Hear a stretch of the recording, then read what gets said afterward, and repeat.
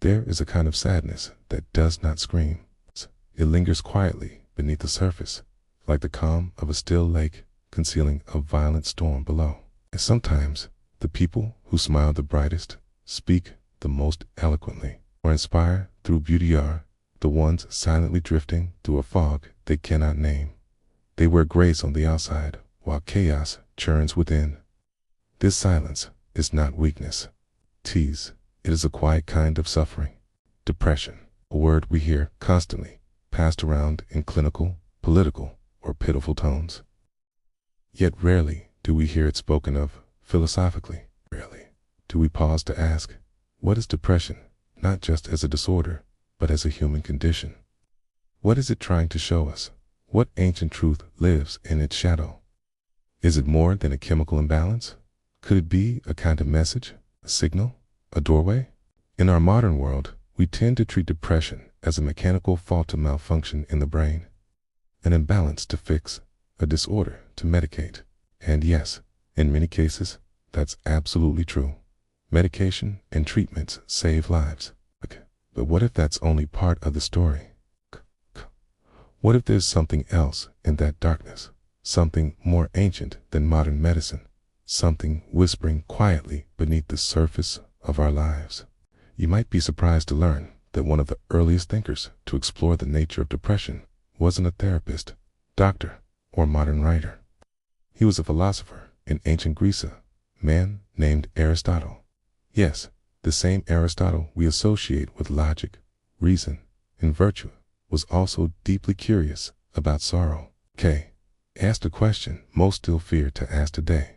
Why is it that all outstanding men in philosophy, politics, or the arts are melancholic? Aristotle's question wasn't poetic flair or idle speculation. It was a serious investigation into the link between sorrow and genius, between melancholy and brilliance. He noticed that those who shaped civilization through thought, poetry, or art often carried a deep inner sadness. It wasn't a coincidence, it was a pattern. He wondered if melancholy wasn't a disorder at all, but a unique condition of mind and soul, something that revealed a hidden depth. To understand depression as Aristotle did, we must first let go of our modern framework. In ancient times, depression was not seen purely as a disease. It was a mood, a temperament. The Greeks had a word for it, melancholia, which came from melancholic, meaning black bile. They believed the body was governed by four humors: blood, phlegm, yellow, bile, and black. Violent imbalance in these fluids caused illness, both physical and emotional. Melancholy was the result of too much black bile. And when someone withdrew into themselves, became slow, contemplative, or dark in spirit, they were said to suffer from this excess. But Aristotle noticed something strange. Many of those with melancholia were not broken. They were extraordinary. He saw it in Heracles, the mythic hero tormented by inner pain; Cotta in Empedocles; Socrates, Plato, and Homer, men who changed the world yet wrestled with deep sorrow. Aristotle began to believe that melancholia was not a flaw, but a condition tied to emotional and intellectual sensitivity. Those who felt more, who thought more, who saw life more intensely paid a price. They experienced the heights of inspiration and the depths of despair.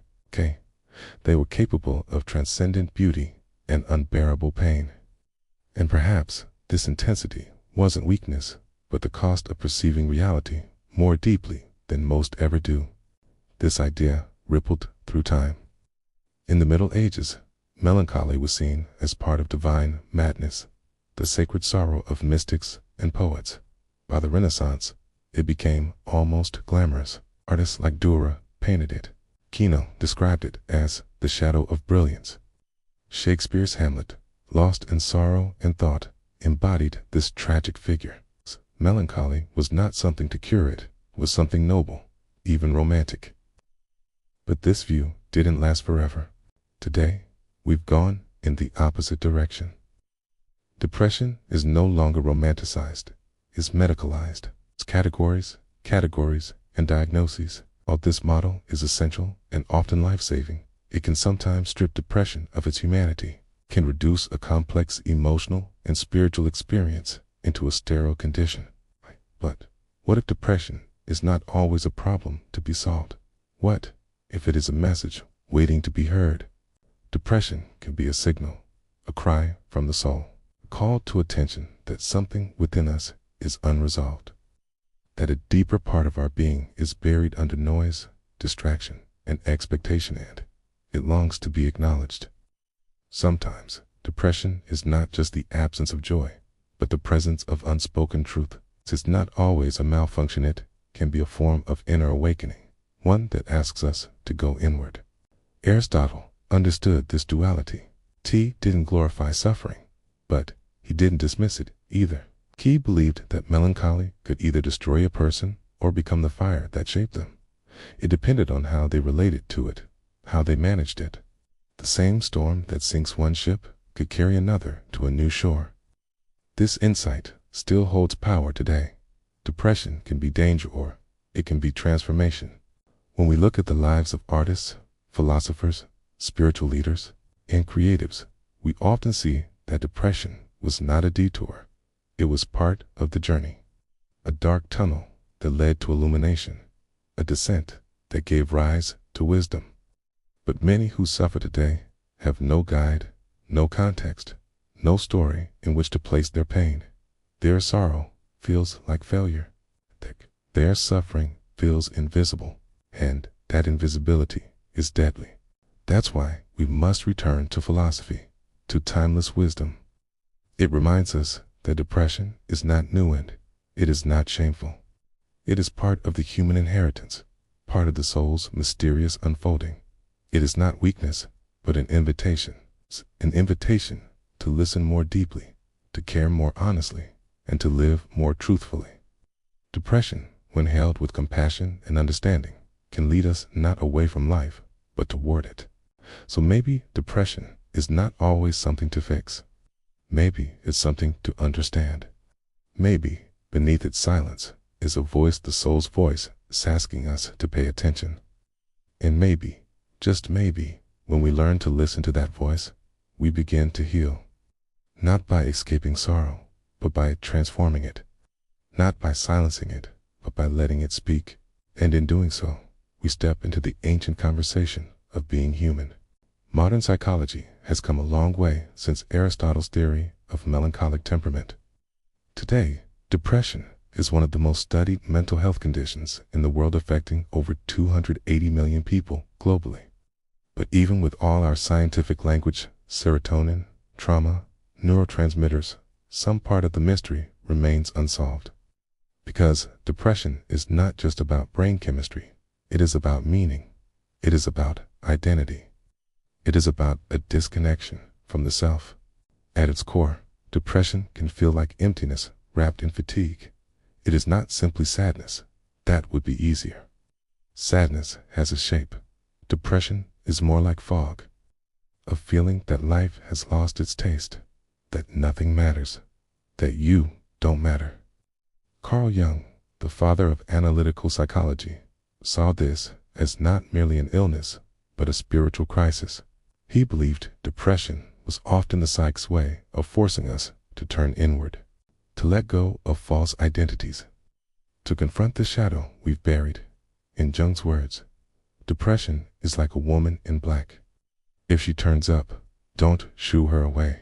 Invite her in, offer her a seat, treat her like a guest, and listen to what she wants to say. That's a stark contrast to how we're taught to deal with emotional pain today. We numb it, distract from it, or shame ourselves for not being grateful enough. But ancient wisdom and modern therapy both agree suppressed emotions don't disappear. They metastasize. They become anxiety, addiction, rage, or numbness. Contemporary theories like cognitive behavioral therapy teach that depression often arises from distorted thinking patterns, automatic negative thoughts, catastrophizing, perfectionism, and self-blame. But even CBT recognizes the internal voice beneath it all. It's not just the content of your thoughts, it's a tone. Do you speak to yourself like an enemy or like someone worth saving? And in social psychology, we see another layer: depression as a social emotion. One deeply connected to disconnection, loneliness, comparison, and societal pressure. In an age of curated lives, constant scrolling, and algorithmic worthiness, people often feel invisible. You can be surrounded by people and still feel alone. You can achieve everything they told you to and still feel empty. This brings us back to Aristotle. He believed that the pursuit of virtudemonia, or flourishing, was the antidote to despair.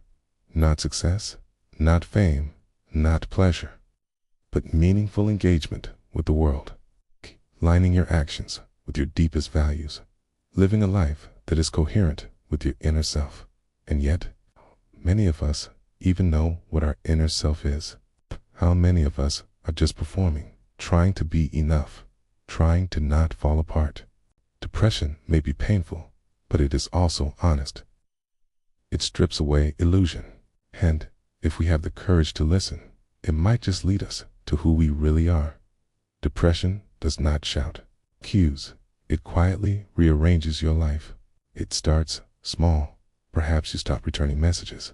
Your hobbies lose their color. Mornings get heavier. And slowly, without even realizing it, your world begins to shrink. What makes depression so devastating isn't just the sadness.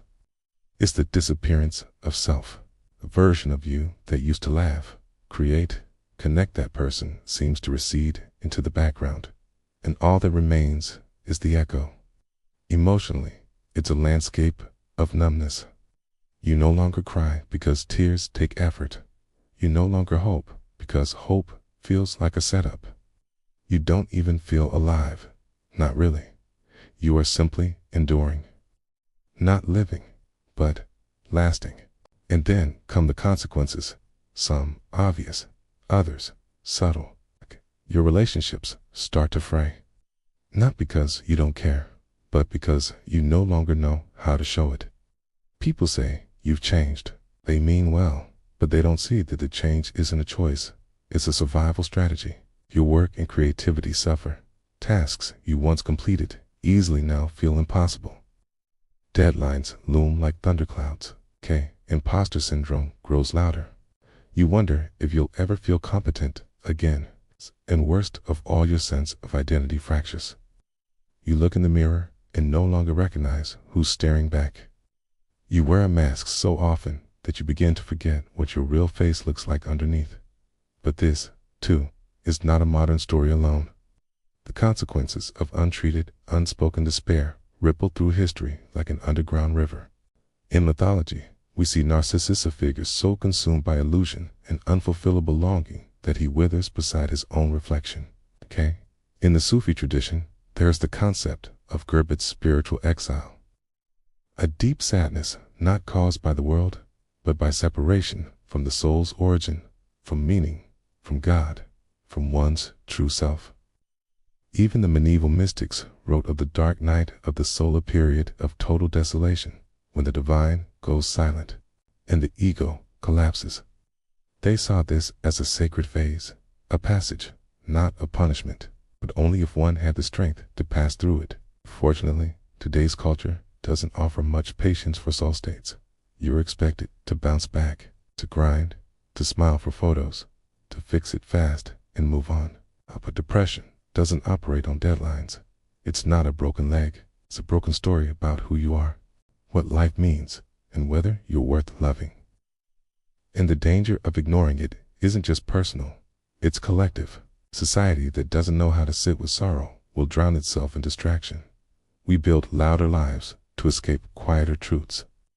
We chase success, but feel hollow. We self-medicate with entertainment, consumption, comparison, and the result: a generation that looks fine on the outside, but feels like they're drowning inside. That's why Aristotle's insight is still so relevant. Because he didn't dismiss the melancholic. He saw them as people carrying something heavy and sacred, something that, if understood and directed, could transform not just their own lives, but the world around them. The tragedy is not that people feel deeply. The tragedy is that they are made to feel ashamed for it. So what do we do with this darkness? How do we begin to heal something that feels both invisible and infinite? The truth is, there's no formula. It's no one-size-fits-all strategy, because depression is deeply personal. It wears many faces, and yet, across cultures, time periods, and belief systems, we find recurring wisdom. Paths walked by those who have entered the abyss and found a way back with something meaningful in their hands. Let's begin with modern psychology. Therapeutic practices like cognitive, behavioral therapy, and internal family systems teach us that depression often emerges from internal conflict in our voices that shame, blame, or silence us. CBT helps us challenge the negative thought loops. I'm worthless. I'll never get better. No one cares. These thoughts feel like facts, but they're not. They are echoes from old wounds, old conditioning. Learning to recognize and reframe them is not toxic positivity, it's emotional realism. Journaling is another powerful practice. Not the kind that's curated for social media, but the raw, unfiltered kind. Write as if no one will ever read it. Bleed onto the page. Let the voice within you speak without shame, without performance. Many discover that buried beneath the depression is an unlived life, truth they were never allowed to tell. And then there is the body. We often think of depression as mental, body remembers. Depression shows up in fatigue, tension, digestive issues, sleep disruption. Somatic therapies, breath work, or even a simple daily walk can reconnect us to our physical selves. Movement becomes a kind of language, a reminder that we are not just thinking minds, we are living, breathing beings. But healing is not only found in science. Sometimes it is found in stillness. The Stoics practiced voluntary discomfort, not to suffer, but to build inner resilience. They believed that suffering only becomes unbearable when we resist it. Marcus Aurelius, the Roman emperor who faced grief and war, once said, "If you are distressed by anything external, the pain is not due to the thing itself, but to your estimate of it, and this you have the power to revoke." Pain, then, is a perception we are not powerless against. The Sufis did not view sadness as an enemy, but as a sacred guide. They spoke of heartbreak as the breaking open of the heart, not to destroy us, but to invite us into deeper love. Rumi beautifully said, "Don't turn away. Keep your gaze on the bandaged place. That's where the light enters you." Okay? In their wisdom, sorrow was never a punishment, but a portal into spiritual awakening and divine connection. Meditation, in its many diverse forms, teaches us how to observe the inner storm without drowning in it. It shows us how to become a witness to our suffering instead of its helpless prisoner. Even 10 minutes of mindful breathing can change the brain's patterns, teaching it to pause, okay, reset, and slowly rewire itself. In that stillness, we begin to discover space between stimulus and response, and in that space lies our power to choose differently. But perhaps the most radical and transformative tool we have is self-compassion. Not the sweet or sentimental kind, but the fierce, honest kind. The kind that says, "I may be hurting, but I am still worthy."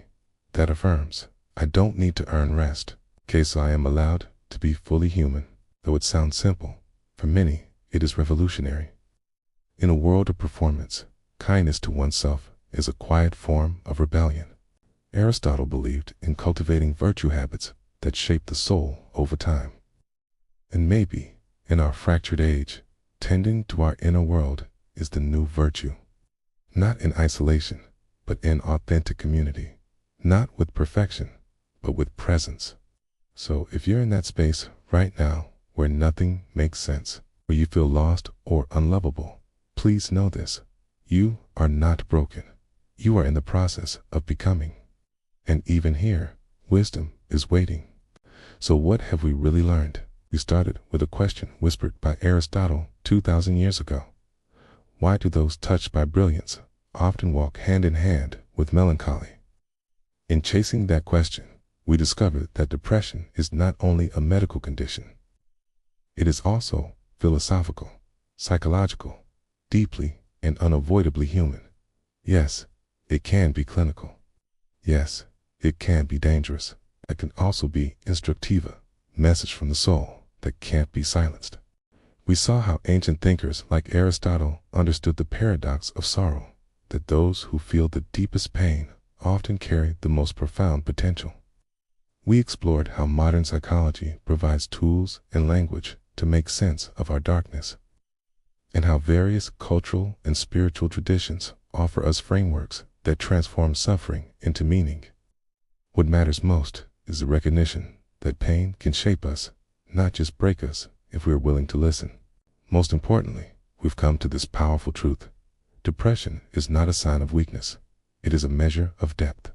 It is a sensitivity that refuses to go numb in a world that encourages constant distraction.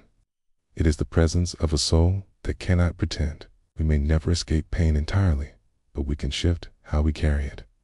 Not as a weight that crushes, but as a teacher that reshapes our path with honesty.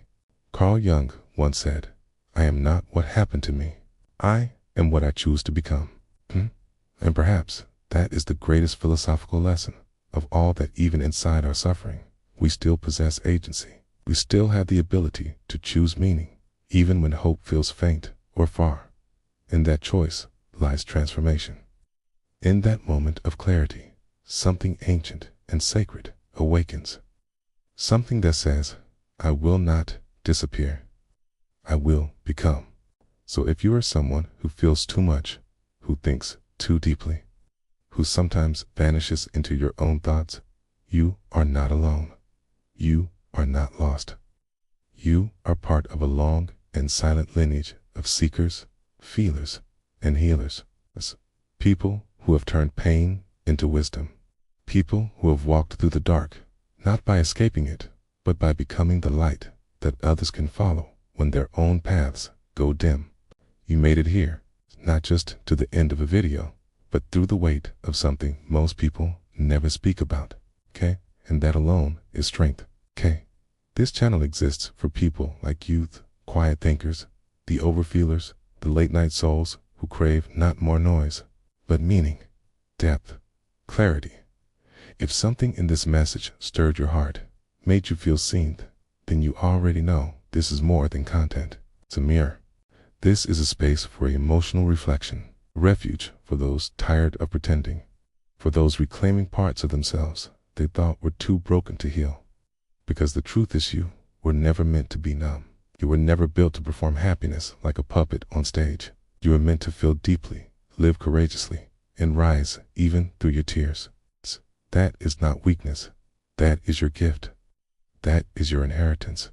So, if you want more of this, more psychology wrapped in soul, more history that touches the heart, more philosophy that breathes through you instead of hiding in books, then subscribe.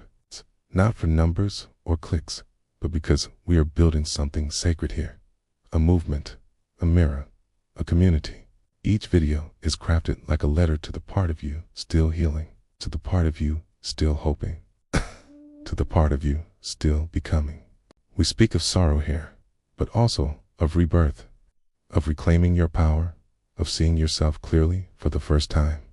And every time you return, every time you listen with an open heart, you tell yourself something powerful. I'm not finished. I'm still here. I still matter. So stay curious. Stay gentle with your pain and stay close, because your journey doesn't end in the darkness. That is simply where the truth finally begins to speak.